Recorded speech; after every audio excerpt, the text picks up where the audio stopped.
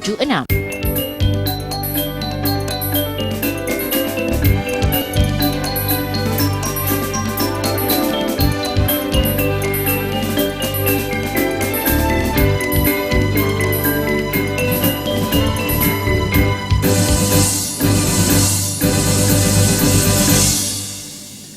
Munculnya isu penolakan terhadap calon gubernur yang pro reklamasi pada Pilgub Bali 2018 mendatang ditanggapi santai oleh Komisi Pemilihan Umum Daerah Bali.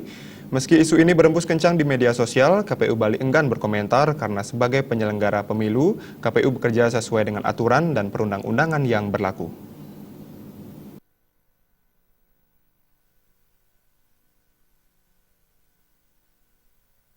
Anggota KPU Bali yang membidangi Divisi Teknis Penyelenggara Pemilu Niputu Ayu Winariati menegaskan, posisi KPU Bali tidak dalam kapasitas menindaklanjuti atau berkomentar terkait munculnya isu penolakan terhadap calon gubernur yang pro reklamasi di Pilgub Bali 2018 mendatang.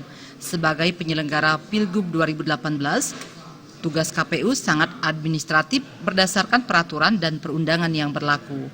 Ketika calon yang diajukan partai politik atau calon perseorangan telah memenuhi syarat administrasi yang ditentukan, maka KPU tidak bisa menolak. Kami tidak bisa menolak siapapun itu, jadi ketentuannya adalah KPU hanya bertindak secara administratif, artinya ketika calon yang diajukan oleh partai politik maupun calon perseorangan itu sudah memenuhi syarat-syarat secara administrasi, tentunya KPU tidak bisa menolak. Jadi yang menjadi kuncinya di sini adalah masyarakat, kemudian partai politik. Kalau memang harusnya seperti itu silahkan, jadi KPU ini hanya sebagai penerima saja.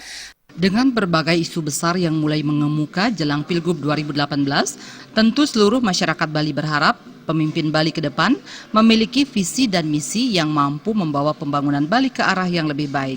Alit Sidi dan Gung